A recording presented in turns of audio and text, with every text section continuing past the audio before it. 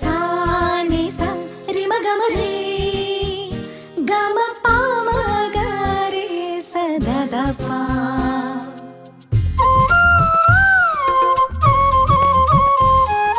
புல்வெளி பெய்யும் சாரலை போல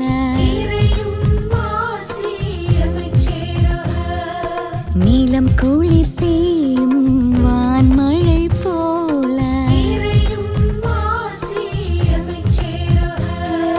வான்வெளி உலவும் சூரியன் நிலவாய் தானென நினையா படைப்பும் நிலமாய் ஆசியும் அமைதியும் அகம் சேரவே இயேசு கிறிஸ்துவின் மனநிலை வேண்டும்.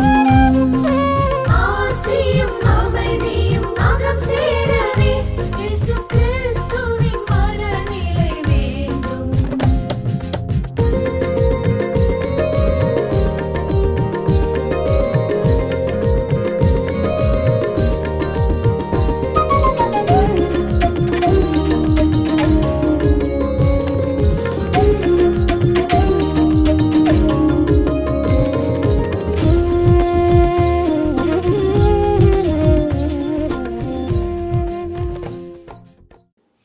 தந்தை மகன் தூயாவியாரின் பெயராலே ஆமென்.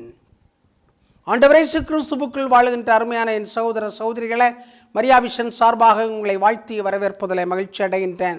திருவருகை காலத்தினுடைய 2வது ஞாயிற்றுக்கிழமைக்கு உங்களை அன்போடு அழைப்பதில் மகிழ்ச்சி அடைகின்றேன்.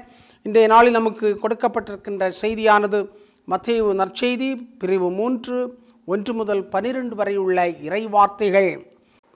அக்காலத்தில் திருமுழுக்கு யோவான் யூதேயாவின் பாலைநிலத்திற்கு வந்து மனம் மாறுங்கள், ஏனெனில் விண்ணரசு நெருங்கி வந்து விட்டது என்று பறைசாற்றி வந்தார்.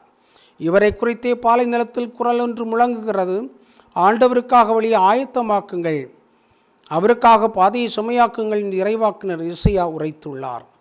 இந்த யோவான் ஒட்டக முடியிலான ஆடை அணிந்திருந்தார், தோல்கச்சியை இடையில் கட்டியிருந்தார், வெட்டுக்கிளியும் காட்டுத்தேனும் உண்டு வந்தார். எருசலேமிலும் யூதேயா முழுவதிலும் யோர்தான் ஆற்றை அடுத்துள்ள பகுதிகள் அனைத்திலும் இருந்தவர்கள் அவரிடம் சென்றார்கள். அவர்கள் தங்கள் பாவங்களை அறிக்கையிட்டு யோர்தான் ஆற்றில் அவரிடம் திருமுழுக்கு பெற்று வந்தார்கள். பரிசேயர் சதுசேயர்கள் பலர் தம்மிடம் திருமுழுக்கு வருவதை கண்டு அவர் அவர்களை நோக்கி, விரியன் பாம்பு குட்டிகளை வரப்போகும் சினத்திலிருந்து தப்பிக்க இன்னும் இயலும் என உங்களிடம் சொன்னவர் யார்? நீங்கள் மனமாறியவர்கள் என்பதை அதற்கேற்ப செயல்களால் காட்டுங்கள். ஆபிரகாம் எங்களுக்கு தந்தை என உங்களிடையே சொல்லி பெருமை கொள்ள வேண்டாம். இக்கற்களிலிருந்தும் ஆபிரகாமுக்கு பிள்ளைகளை தோன்றச் செய்ய கடவுள் வல்லவர் என உங்களுக்கு சொல்லுகிறேன். ஏற்கனவே மரங்களின் வேரருகே கோடாரி வைத்தாயிற்று. நற்கனி தராத மரங்களெல்லாம் வெட்டுண்டு தீயில் போடப்படும். நீங்கள் மனம் மாறுவதற்காக நான் தண்ணீரால் திருமுழுக்கு கொடுக்கிறேன். எனக்கு பின் ஒருவர் வருகிறார், அவர் என்னை விட வலிமை மிக்கவர். அவருடைய மிதியடிகளை தூக்கிச் செல்லக்கூட எனக்கு தகுதி இல்லை. அவர் தூயாவி எனும் நெருப்பால் உங்களுக்கு திருமுழுக்கு கொடுப்பார். அவர் சுளகை தம் கையில் கொண்டு கோதுமையையும் பதரையும் பிரித்தெடுப்பார். தம் கோதுமையை களஞ்சியத்தில் சேர்ப்பார், பதரை அணையாது நெருப்பிலிட்டு சுட்டரிப்பார் என்றார். கிறிஸ்து வழங்கும் நற்செய்தி. கிறிஸ்துவை உமக்கு புகழ். ஆண்டவர் இயேசு கிறிஸ்துவுக்குள் வாழுகின்ற அருமையான என் சகோதர சகோதரிகளை, இன்றைய நற்செய்தி வாசகத்தில் மிக முக்கியமான 2 நபர்களை பற்றி நாம் சிந்திக்கின்றோம். அதில் மிக முக்கியமானவர் ஆண்டவர் இயேசு கிறிஸ்து. அவருக்கு முன்னோடியாக வந்தவர் திருமுழுக்கு யோவான். திருமுழுக்கு யோவான் என்று சொல்லக்கூடியவர் ஆண்டவர் இயேசு கிறிஸ்துனுடைய முன்னோடியாக வந்தவர். திருமுழுக்கு யோவானை இறைவாக்கினர்கள் என்று மக்கள் நினைத்தார்கள். இயேசுவுக்கு முன்னோடியாக அவருடைய வழியை ஆயத்தப்படுத்துவதற்காக, அவருடைய வழியை செம்மைப்படுத்துவதற்காக, திருத்துவதற்காக, நேராக்குவதற்காக வந்தவர் என்று இந்த நற்செய்தியிலே சொல்லப்பட்டிருக்கிறது. ஆயத்தப்படுத்துவதற்காக, வழியை ஆயத்தம் செய்ய வேண்டும். காரணம், ஆண்டவர் இயேசு கிறிஸ்துனுடைய வருகைக்காக மக்கள் காத்திருந்தார்கள். எனவே 2 முக்கியமான நபர்கள், ஒன்று இயேசு கிறிஸ்து, இன்னொன்று திருமுழுக்கு யோவான். திருமுழுக்கு யோவானை பற்றி நாம் சொல்லுகின்ற பொழுது, ஒன்று இறைவாக்கினர், இயேசுனுடைய முன்னோடியாக இருந்தவர், இயேசுனுடைய மிதியடிகளை அவிழ்க்கக்கூட தகுதியற்றவர் என்று தன்னை தாழ்த்தி கொண்டவர். இறையாட்சி பணியிலே இந்த மனநிலை என்பது மிக மிக முக்கியமான ஒரு மனநிலையாக இருக்கிறார்.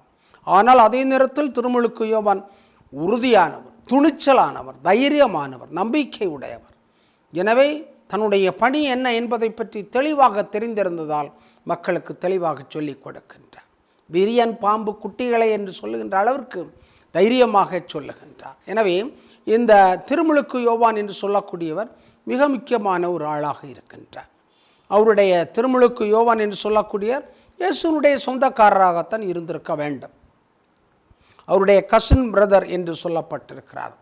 எனவே அத்தகைய நெருக்கிய உறவிலே இருந்தவர், ஆண்டவர் இயேசு கிறிஸ்துவினுடைய வழியை ஆயத்தம் செய்வதற்காக வந்தவர், மீட்பினுடைய பாதையிலே முன்னோடியாக சென்றவர், முதலாவதாக சென்றவர் என்று சொல்லுகின்ற பொழுது அவருடைய தன்மைகள் என்ன, அவர் எங்கே வாழ்ந்தார் என்று பார்க்கின்ற பொழுது பாலை நிலத்தில் வாழ்ந்தார் என்று சொல்லப்படுகிறது. எனவே அவருடைய வாழ்வின் இருப்பிடம் என்பது பாலை நிலமாக இருக்கிறது.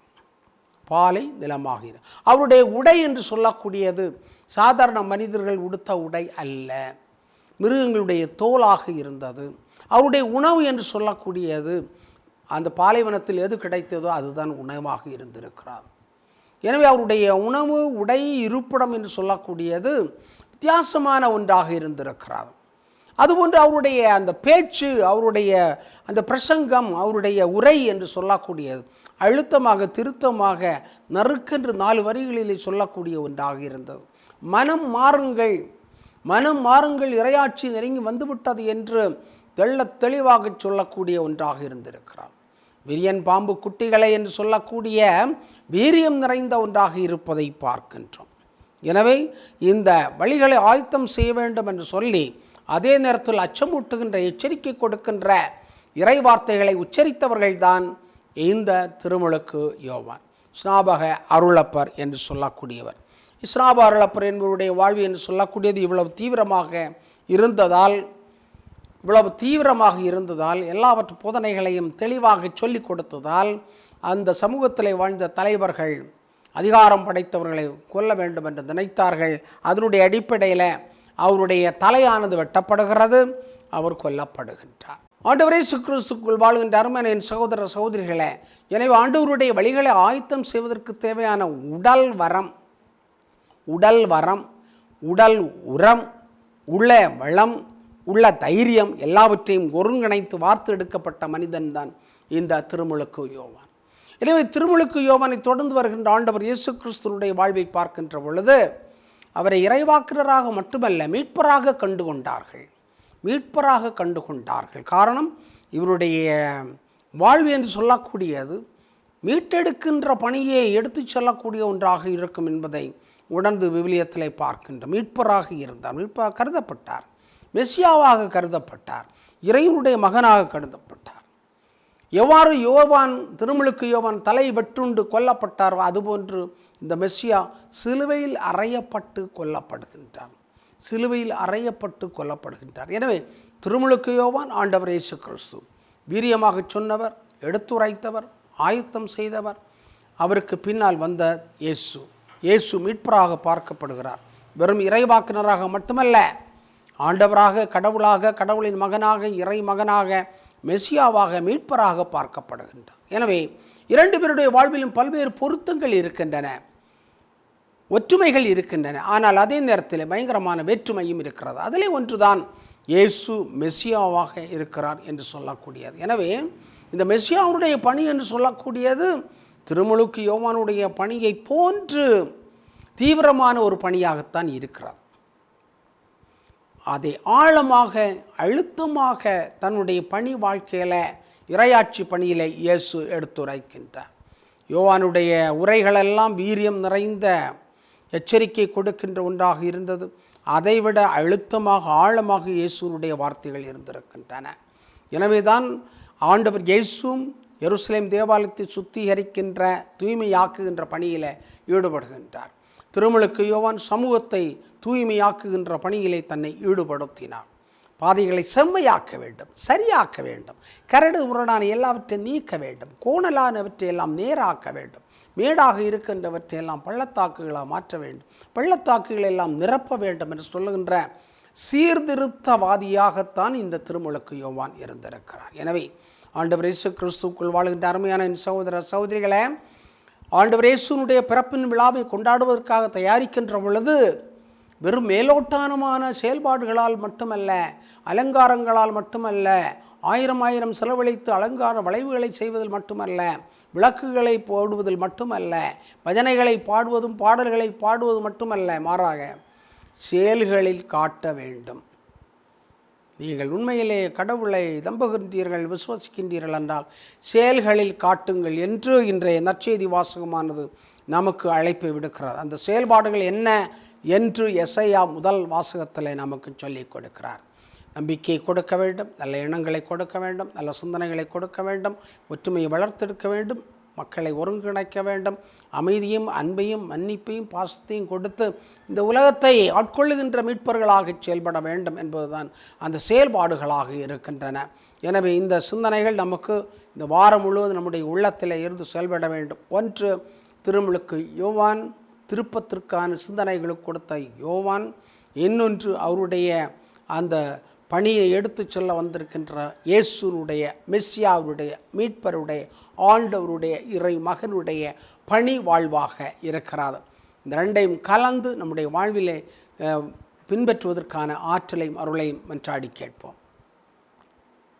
எங்களை எல்லாம் பாசத்தோடு படைத்து பராமரித்து வருகின்ற எங்கள் நல்ல தந்தை இறைவா, இந்த நாளுக்காக, பொழுதுக்காக, நேரத்திற்காக, வசனத்திற்காக, வாழ்வுக்காக நாங்கள் உமக்கு நன்றி செலுத்துகின்றோம். எங்கள் அனைவரையும் ஆசிரியத்திலும் எங்களை மீட்பில் தங்களை முழுமையாக ஈடுபடுத்தி கொண்ட திருமுழுக்கு யோவான், அவருடைய வழியிலே வந்த ஆண்டவர் இயேசு கிறிஸ்து, இவர்களுக்காக நாங்கள் உமக்கு நன்றி செலுத்துகின்றோம். இவருடைய இறை வார்த்தையை கேட்டு நாங்கள் சிந்தித்து தியானித்து எங்களுடைய வாழ்க்கையிலே செயல்படுத்த வேண்டிய ஆற்றலை முறையும் எங்கள் அனைவருக்கும் தந்து வழிநடத்த வேண்டுமா எங்கள் ஆண்டவரும் திருமகனுமாகிய இயேசு கிறிஸ்து வழியாக உம்மை பார்த்து மன்றாடுகிறோம். ஆமென்.